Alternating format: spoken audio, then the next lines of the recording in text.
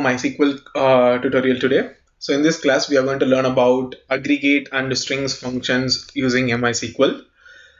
Let's first understand what are aggregate functions, and then we'll slowly move on to string functions and see different types of functions that can be used in real time. Before that, let's quickly understand why we need SQL. To understand why do we need SQL is the most prominent question that we need to ask ourselves, because learning SQL is a must in the current data industry. Without knowing SQL, it becomes really tough for anyone to handle large amount of data. With that said, not just handling large amount of data, even if we wanted to do the slightest data manipulation, data retrieval, and data analysis on a huge data set, it becomes really tough in any other technology rather than SQL to achieve the same thing. Talking about OdinSchool is a technology upskilling platform. They help us continuously acquire new skills. Their motto is stay skilled and staying ahead. Talking about me, my name is Gautam Kumar Jayachandran. I have 6+ years of experience as a senior data scientist. I work in several technologies, starting from Excel, SQL, Python, Tableau, machine learning, and analytics. I also worked in several domains like retail, recruitment, and finance. I currently work in finance. With that said, let's see what is the agenda for today. The two things that we are going to learn is, one is aggregate functions, another one is string functions. What is aggregation? Aggregation is basically grouping data basis a particular type of operation. That is what aggregation does. String operations are basically functions that helps us achieve a certain task relevant to strings. Like when we talk about strings are basically characters or text in the data. So how do we perform certain set of operations in it, and how do we take help of string functions using MySQL? Now first, let's understand what is an aggregate function. Aggregate functions performs calculations on a given set of values and return a single value. Excluding count, aggregate functions ignore null values. See, what generally happens is, there are a list of aggregation functions which we will see now. All those aggregation functions will perform a certain set of operations. All these functions will not consider null if there is any in the data set, but count will still count your aggregations null as well. Select statements group by clauses repeatedly used with the aggregation functions. When we learned about group by statement always require you to specify the columns that are not used in aggregation in the select statement. So retrospective of what we use in select statement, we must also use those missed elements, missed columns or dimensions that we are picking in the select statement to be used in group by statement. I'll give an example and then explain all those things. All aggregation functions are deterministic. In other words, aggregation functions will return the same value each time that they are called when called with a specific set of same inputs. So basically what it conveys is, it always tries to generate one output per operation. But we can group the data, so we can have multiple outputs as well. Let me show you what are the aggregate functions, and let's dive into each and every functions inside them. Now the first and predominant most important function is a sum function. A sum function, basically what it does is, it basically adds values together. That's all it does. And then we have a count function, which simply counts the values that are there in a particular dimension or a column. Then we have maximum. We all know what is maximum does, returns the maximum value. Then we have minimum returns the minimum value. Then we have average, very important aggregation operation. Average returns the average salary, basically the mean value of a dimension. That is what it does. And then we have several other aggregation functions also. We have standard deviation, we have variance, we have percentile, but in the interest of time and topic, we will cover only the basic ones, which are sum, count, maximum, minimum, average. Now let's jump into exercises and understand how these statements can be put into usage. We clear this.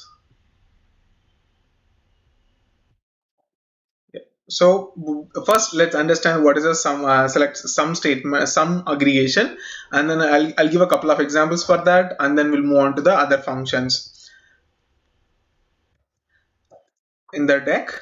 What we have is first is sum, then we are going to see about learn about average. Talking about sum function results in a total sum of a numerical column, whereas average returns the mean value of a numerical column. Understand that all these aggregation functions except to count can be used only on a numerical column. It cannot be used on any categorical or basically non-numerical columns.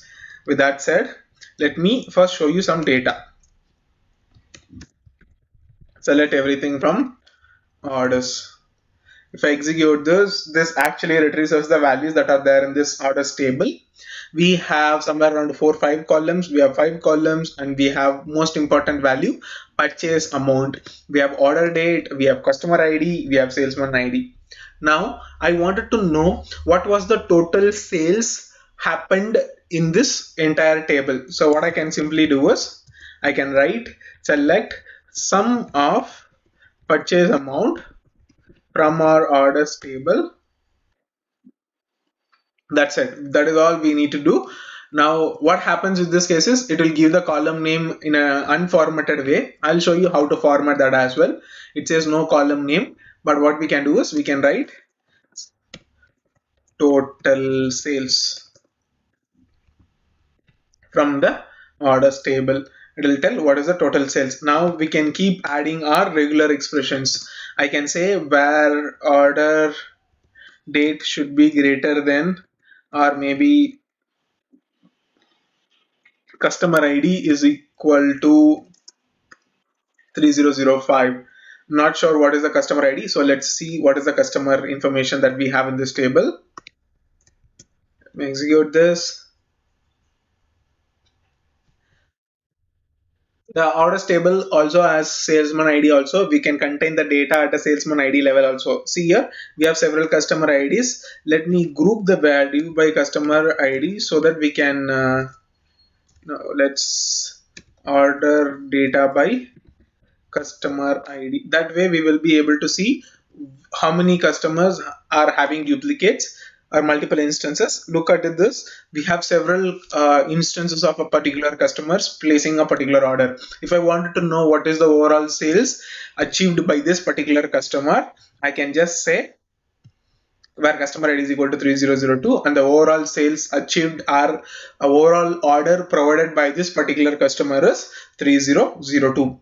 What we can do better is we can also group the data at a customer level, at a salesman level also. So here what I'm going to do is group by customer ID. So I wanted to know how many customers have placed how many, sorry, has sold how many, has bought how many orders, and how many salesmen have bought how many sales happened.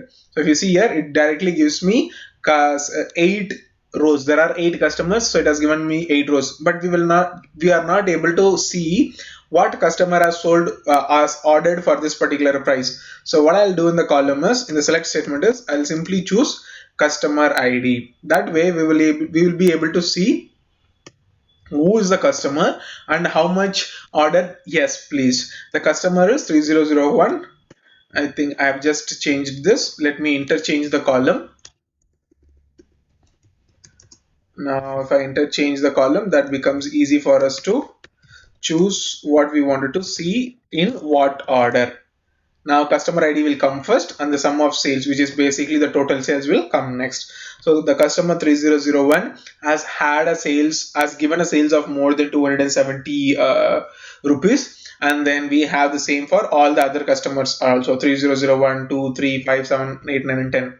Now assume I wanted to apply one more condition to it. I wanted to group the data only for customers that are having a particular value. So what I'll do is having sum of purchase amount greater than, say example, 500 rupees. I don't want to see customers that have given us ordered sales that are less than 500. If I see here, the customer information is 3002, 4, 5, 7 and 10. These are the customers who have sold for more than who has given an order that is greater than 500 rupees. Now I know the customer ID, but I do not know the name. How can I retrieve the name from this particular data? So what I'll do is I will simply choose perform a join. So a dot customer ID, b dot cust underscore name, and sum of purchase amount as this. So orders will be A, and then I'll simply join customers table which is B, and then I'll join the data basis a particular column. So what I'll do is on A dot customer ID is equal to B dot customer ID.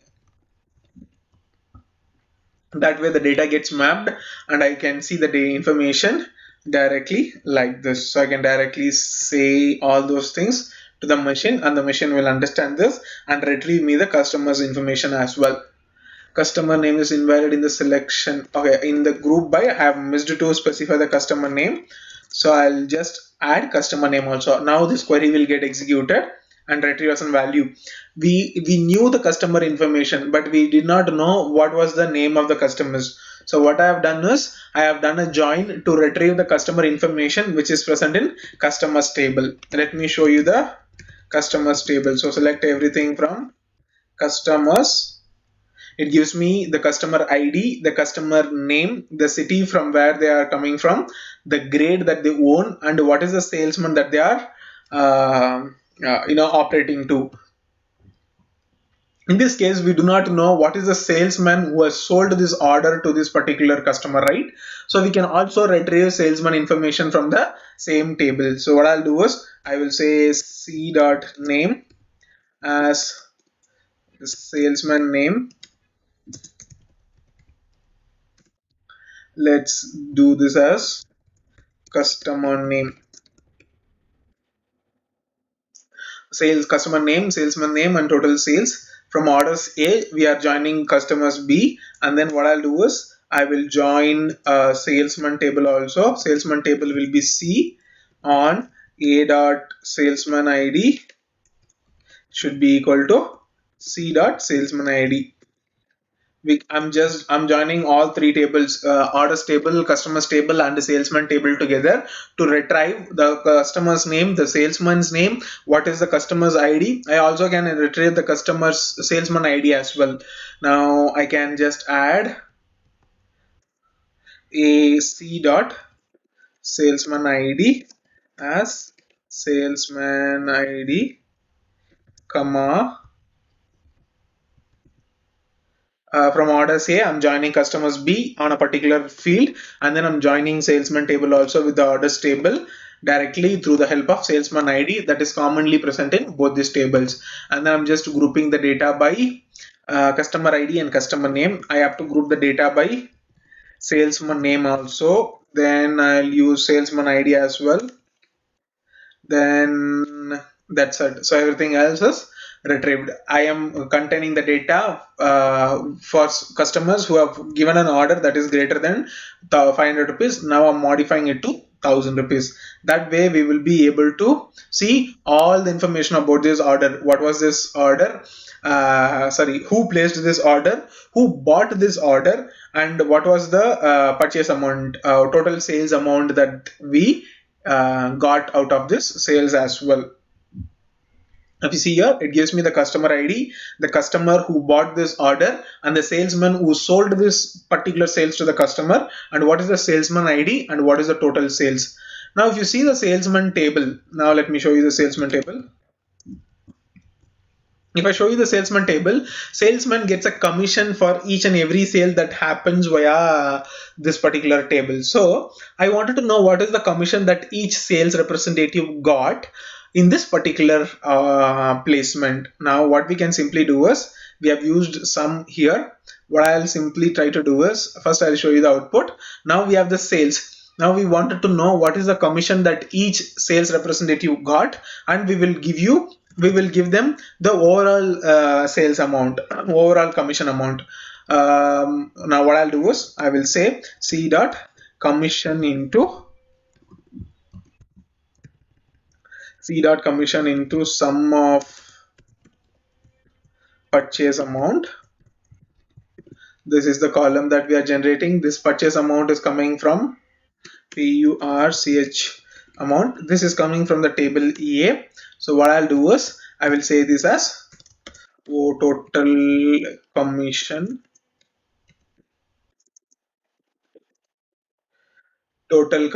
and then that's pretty much is what we wanted to have. So yeah, I think I can directly execute this now. Let me execute, see if there is any error. Is contained in aggregate function. Okay, I have not used commission anywhere here, so I wanted the data to be grouped by this particular value as well.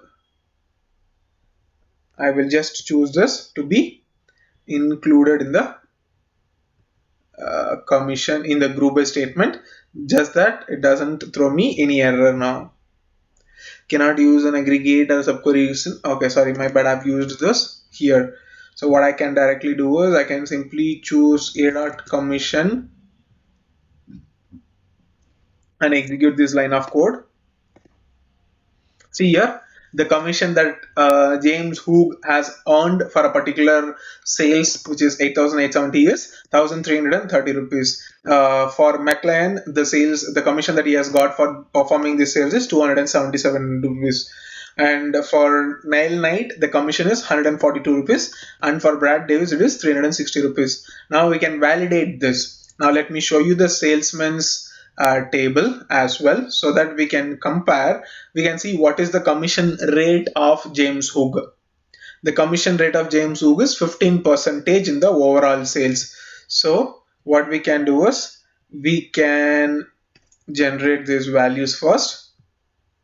See here, the overall sales is 8,870. So what I'll do is I will directly put this in the select statement into 0.15, which is basically 15%. So this should retrieve us 1330.62. See here, 1330.62. So basically the commission gets generated as well. So we can see a particular data at a particular aggregated level using different aggregation functions. In this particular exercise, what we have done is we have used only sum as an aggregation function and generated the required output. Let's move on to the next one. The next one is average. Now instead of sum, in all the places I'm just going to use average sales. What is the average sales that each customer has given to a particular sales representative? So I'll simply choose average here. I will simply choose average, but I'm not sure what is the average value, so I'm just going to keep it as greater than 1 for now, and then I'll subset the data. All I have done is instead of keeping sum, I have changed it into average. Average is basically the mean value of a particular numerical column. So the average sales for all the customers is this much, but just having this does not help. So what I'll do is I will just remove this and then show all the values of all the customers and their average sales. 4, 5, 7 and 8 is there. Remaining customers are not getting pulled in. Let me check why. Salesman ID, the purchase amount as average sales, total commission, average commission. This is not total commission. And yeah, I think this is right. Execute this one more time. Okay, so we are getting values that are only for a particular only for a particular group of customers. We are generating the values because I'm trying to map the values that are commonly present between both salesman table, customer table and the orders table. Only these customers are present in all these three tables. Remember that we have modified the values of salesmen and customers yesterday, so we will not be able to pull the values for all the customers. Here we are performing a simple inner join, but by performing left join we will be able to retrieve all the details of all the customers that are there in orders table. If you look at this, it gives me all the 8 customers information, all the 8 customer IDs, and if it is not present in salesman table, it will give you null for all those cases. But let's keep it inner join, that way we can see only values that are commonly present in all the 3 tables. Then see the output. We have values of average sales greater than 500 should work in this case also. So what I'll do is having average a dot purchase amount, purchase underscore amount should be greater than 500. This way we can subset this data as well. So we are saying only customers with an average sales of greater than 500 rupees and the commission that is earned by each and every sales representative for selling those much of values to each and every customer in the list. So this is what an average function does. Talking about next thing, minimum and maximum. Now exactly like how sum and average worked, minimum and maximum also works in the same way. But let's delete everything and start from the beginning. To execute this, we have orders table wherein we have a lot of orders information in it. Now I wanted to know what is the minimum sale performed by each salesman in terms of value. So in terms of doing that, what we need to do is we need to retrieve the information from both salesman table as well as orders table. So what I'll do is, I don't want everything from the orders table. I will simply say a dot, I'll just want the minimum purchase amount as minimum sales, and then I wanted to know what is the salesman ID on this. So I'll simply say salesman ID as salesman ID. Then we'll also have customer ID from this, customer ID as customer underscore ID. Then we can retrieve the salesman name and the customer's name as we did in the previous example. So what I'll do is I'll say b dot customer underscore name as customer name, and then I'll say c dot name as salesman name. I think this pretty much is enough with regards to this. So yeah, let's see the values grouped at a particular level. So what I'll do is specify from orders table join what is the second table that I chose. The second table is customers table. So customers B on a dot customer ID is equal to b dot customer ID, just the foreign key and primary key and foreign key. Then again I'll join salesman table with the orders table on a dot salesman ID is equal to c dot salesman ID. So this is what we are trying to join the data by, and then we want the data to be grouped. So I'll say group by a dot salesman ID, a dot customer ID, and then I wanted to group it by b dot customer name and c dot name. This is how I can group the data, and then I'll just specify a condition having what I'd say minimum purchase should be greater than 1 in this case. I'll change this value later, and then I can also order the data by minimum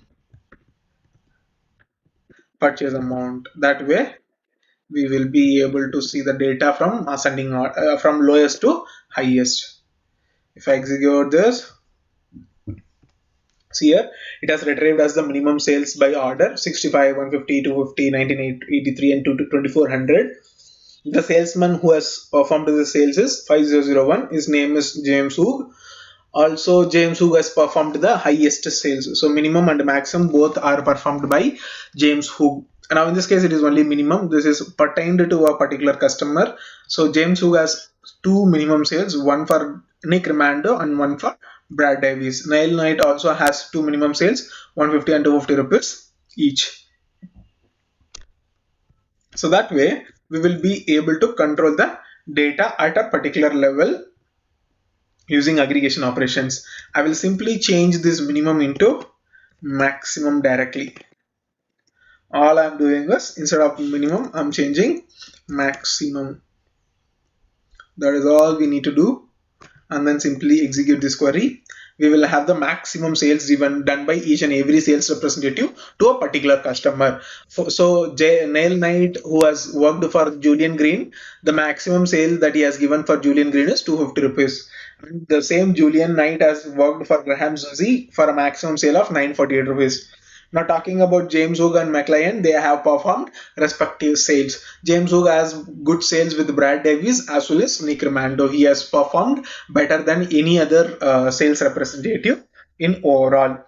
Now this is how we can actually take the help of aggregation functions to derive an output that will be helpful for us to understand the business. To give a simple example, now if I wanted to know what is the sum of sales done by each sales representative and what is the commission that they have earned through that earned throughout, and the same applies for all sort of aggregation that we are speaking now. Let me give an example. So select, maybe I'll just choose a dot name as salesman name, and then I'll say a dot salesman ID as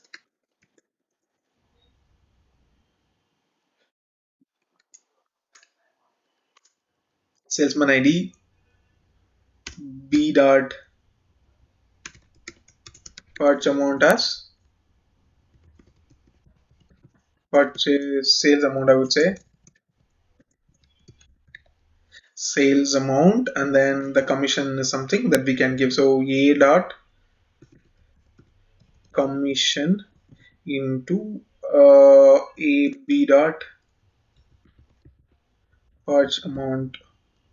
So in this case, I wanted sum of purchase amount. We can do that here into sum of purchase amount from salesman table, which is my A table. I'll join orders table, which is my B table, on A dot salesman ID is equal to B dot salesman ID. We can apply a logic here. Maybe we can choose what customers that we can see the data for. So I'm just trying to see uh, salesman ID, salesman information, and I'm just thinking if I have to add more dimensions to this, I think we are good here. We can just group the data. We can group the data by a dot name, a dot salesman ID, a dot commission. That's all I'm going to group by, and then I'll order by a dot, sorry, I will order it by sum of purchase amount, a simple example, and then I'll also order the data by commission into, okay, what I'll do is I'll say total commission. So we can use this here directly. I'm just going to paste it here. That way the data gets sorted appropriately. See here, the salesman Nail Knight has sold products for worth amount 1,349 rupees, and the commission that he gets for selling those much of product is 175 rupees. And the same applies for all the other salesmen as well. McLean, Lusenhan, and James Hook. So we have really good sales numbers in terms of James Hook, who has sold for 11,000 rupees and he gets a commission of approximately 1,700 rupees. So this is exactly an easy way of understanding aggregate function. I'll simply change everything into average.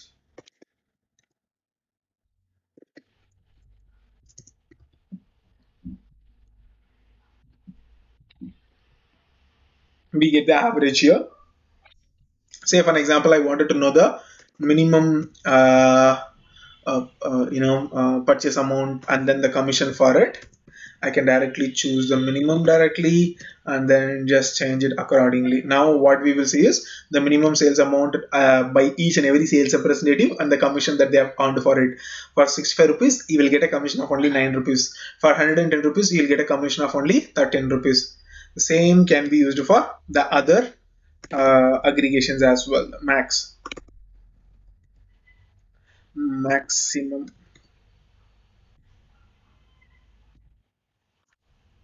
This is the maximum sale that done by each and every sales representative and the commission that they get for each and every representative. The one thing that we did not see in aggregation is count function. The next thing is count function. Count function results in the number of rows that match a specified criteria. Just like how we use the other aggregation functions, we can also use count function in order to retrieve an output and generate a particular data retrieval process. Now let me simply show you some data. Select everything from orders table. So this is what we have. Here we do not know how many orders in total have been placed. There it looks like 12 rows, but we do not know whether it is unique or duplicate orders. Looks like we do not have duplicates. So let's move on to customer ID and salesman ID. Let's understand how many days of data do we have, how many customer IDs we have, how many sales ID do we have.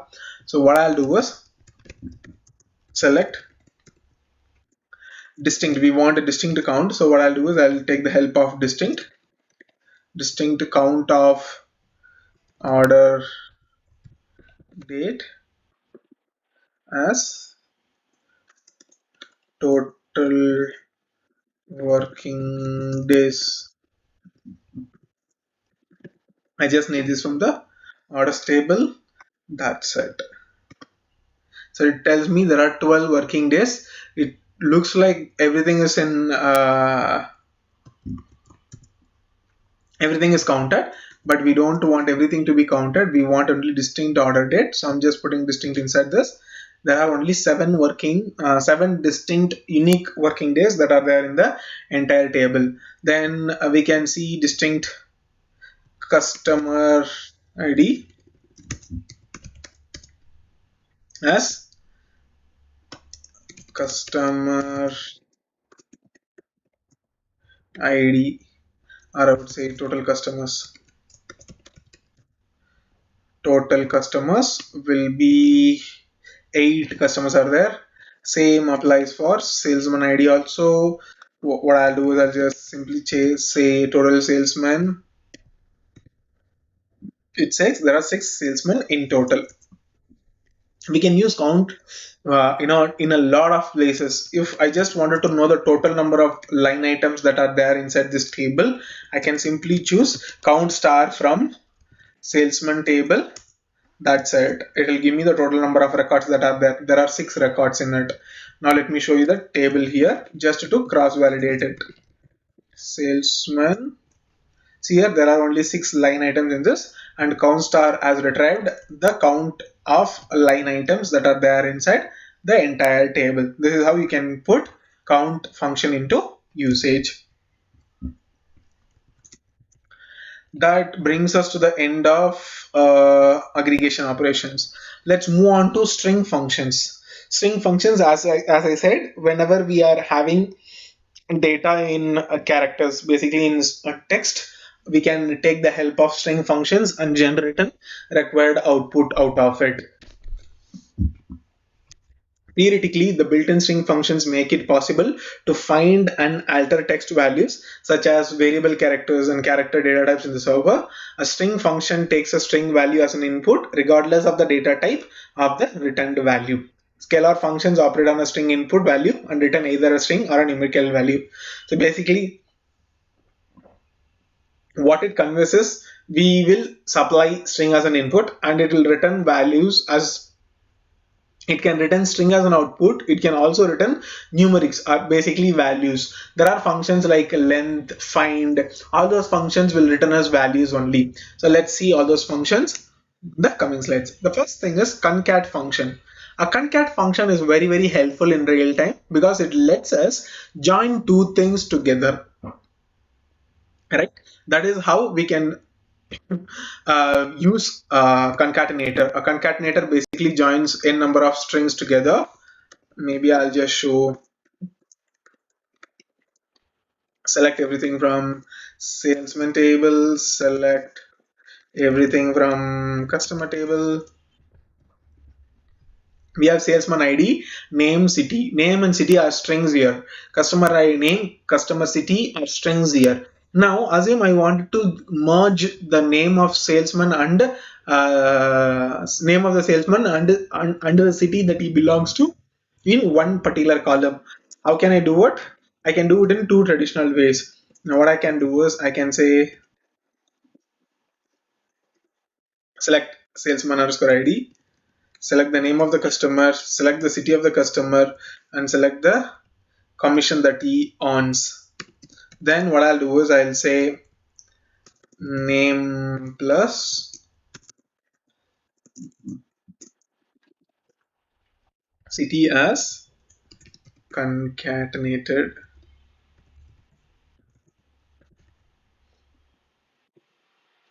Concatenated, I think it is right. Okay, from salesman table. So if I execute this here, what happens is the data gets joined. James Hook and New York gets concatenated together. James Hook, New York, but there is no space in this. Since we are doing this traditionally, we did not align any space to this. What we can do is we can manually create a space as well. So in this, we can create a double quotation and then add a space between them to make sure that they are separated by a space. You can choose what type of delimiter that you wanted to have in terms of separating the data. In this case here, James of New York, Nail Night Paris. Or else I can use the same concatenating option to print a custom output also. What I'll do is James Hook is coming from this particular city. So what I'll do is if I execute this, the output will say James Hook is coming from New York, Nail Night is coming from Paris, Peter Alex is coming from London. Instead of coming, I'll just change hailing from a particular place. So we can directly use a plus symbol to concatenate strings. This is a traditional concatenator.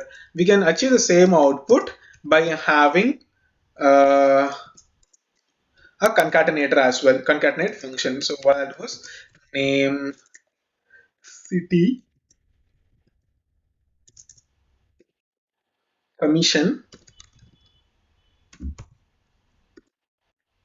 concat. Using concat, what am I going to do is I'm going to specify the first string. The first string that I wanted to have is name. Then I wanted to have the city.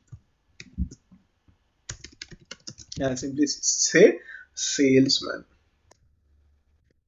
See here, James Hook without a space, New York. Here also we can have a space, right? If I have space between all these three, you will have James Hook space New York. Again, the same thing can be used to specify is hailing from a particular city. Then it automatically gets concatenated accordingly.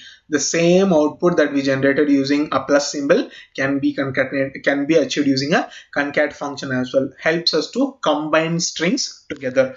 So whenever we wanted to customize a particular output, we can use this concat in the select statement. You can use concat string functions or any other aggregate functions only in the select statement. We will use aggregation functions in having statement and order by statement just to subset the data. Other ways it will not perform any operations over there. This is what a concat function does. Left function. A left function retrieves n number of characters from the left side or beginning of the values.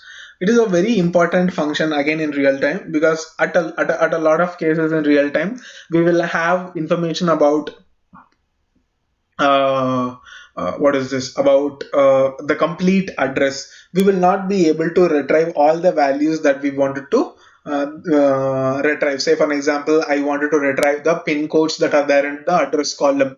It becomes really tough for me to retrieve that only a particular chunk of data from a column without the help of left and right functions. So what we can do is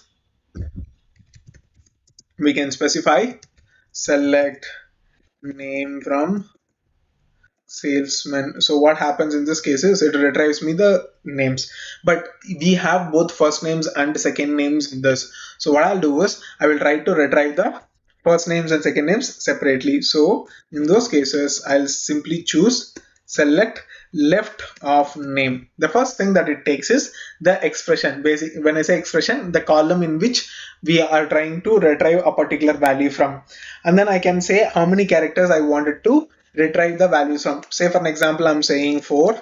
What happens in this case is in the entire table, all the first 4 characters in the names column will be retrieved. See here, James, Neil, Pitt, McLean, Meckel, Loves and Paul. But it is not the right way to retrieve the entire first name separately and second name separately. We will have to use different functions here to identify the characters. If I use find function here,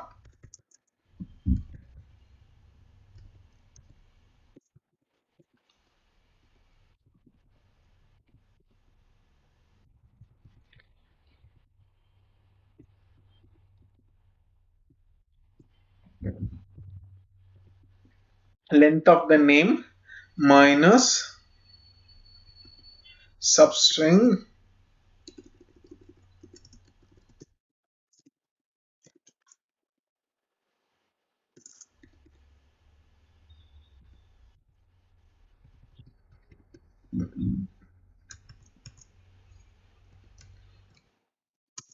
so we have to use a couple of more string functions to actually retrieve the exact place where we have this the delimiter which is separating the data here. Unfortunately, why I don't know, I'm not understanding why find is not working. But yes, the idea of left function is very simple. It simply retrieves the data from the left side, from the beginning. If I have James Hook, the first 2 characters JA will be retrieved, and the same happens for all the other customers also, clients as well. So sorry, salesmen. For Nail Knight it is NA, for Pit Alex it is PI, for McLean it is MC, for some Lazy Braham I think it is LA, and the same. Now there's one more function called write. What a write function does is write function also does the same thing, but instead of picking values from the left side, which is basically the beginning of the values, James, Nail, Pet, Alex are those things, the beginning of the values. Say for an example, I wanted to retrieve the values from the right side of it. Then in those cases, what we can do is we can take the help of uh, write function in MySQL. That's how we can take the MySQL function which subsets the data and gets you the information appropriately. If I say 2 strings, what it will do is it will retrieve me only OG in this particular what is this particular data that we are trying to subset. In those cases, let's see the output.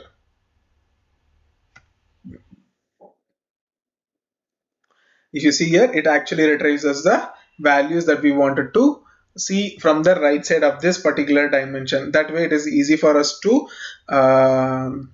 pick a particular value from a particular start point. It can either be beginning. If it is beginning, we will use left function. If it is right, we will use right function. That way it is easy for us to subset the data appropriately. That is left function, this is right function. Right function also does the same thing. The expression will remain the same. First it will take the column names, then it will take the number of characters that we wanted to subset from this particular value present in that column. That is what it does.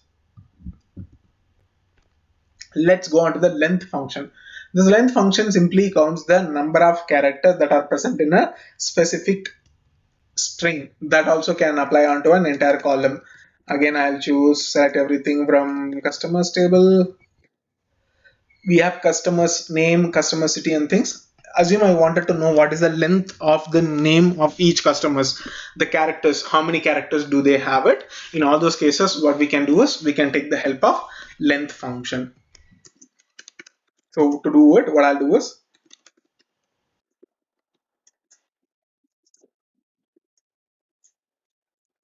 customer underscore name, city,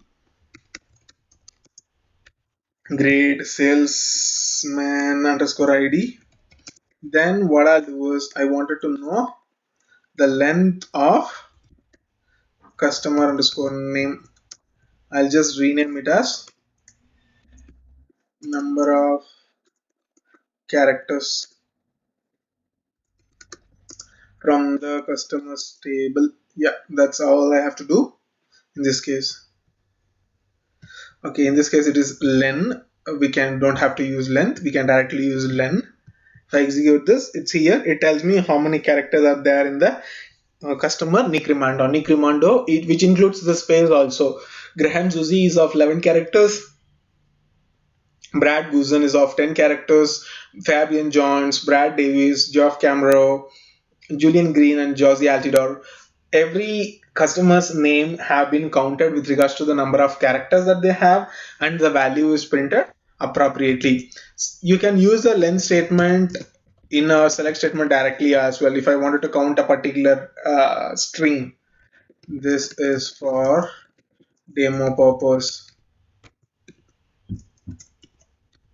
It directly tells me how many characters are there in this particular string, including the space that we have. That way it is easy for us to know the characters, and we can subset the data basis this in right and left functions. That is what we will do. Trim function, again a very important function in real time because it helps us to clean the data. The idea of trim function is very simple. It basically lets you chop off all the extra spaces that are there in the column or data. Now what I'll do is I'll show you the data first. We can use this trim function in the trim select statement directly as well. Okay, I have the L trim and R trim here.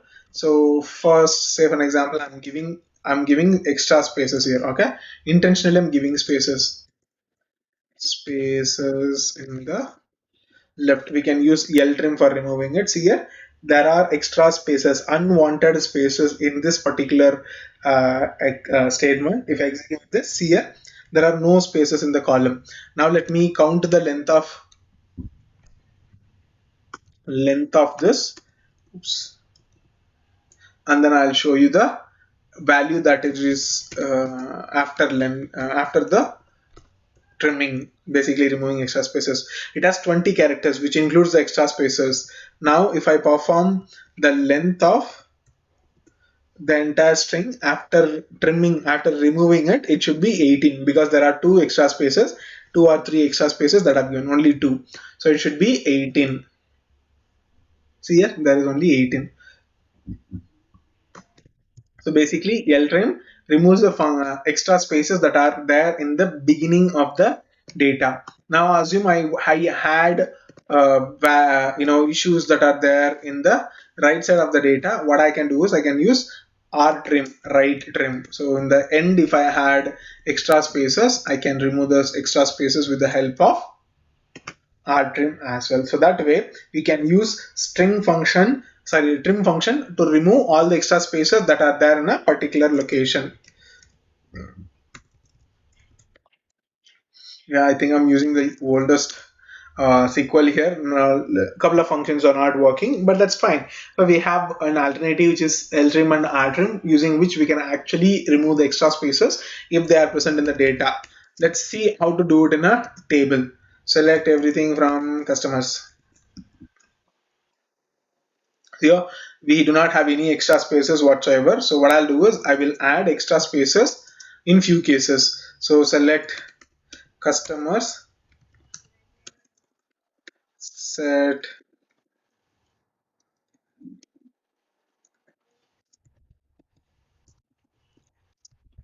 customer name is equal to, I'm going to have Nick Rimando. I'm going to have a space in the beginning, okay, where it will be simply Nick Rimando. Then what I'll do is, first let me execute this. We can also choose Brad Davis, okay. One row got affected. Then what I'll do is I will change the Brad Davis name into Brad Davis with an extra space in the end. With an extra space. If I execute this, this also gets executed. And then let me show you the data one more time. So here there is an extra space in Nick Rimando, there is an extra space in Brad Davis. So what I'll do is I will take the help of ltrim of cust underscore name or trim of cust underscore name from customers.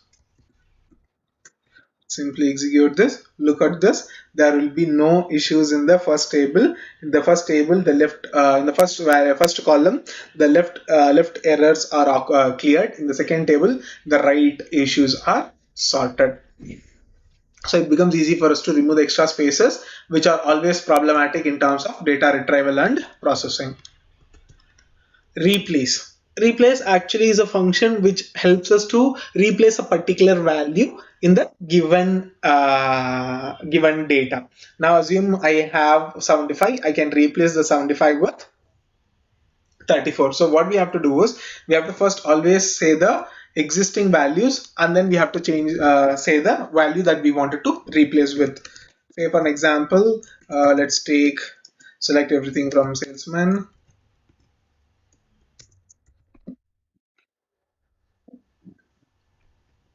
I wanted to know what is the value here. I hope it is a null. So what I'll do is I'll try to check where city is null. No, I think it is a space then. If it is a space, we will replace this with some other. Yes, see here, thousand hen has a city, but its city do not have any values. It has a space. So what I'll do is I'll simply select replace the city. I have to specify what is there in the string. In the city, there is a space column, a space value. I wanted to replace it with, say for an example, Chicago. So you should say the old string and then you have to say the new string from salesman table. That's all we have to do in terms of using a salesman's information. Looks like it didn't get changed. I think I have to use the other way around maybe. Let me just use this.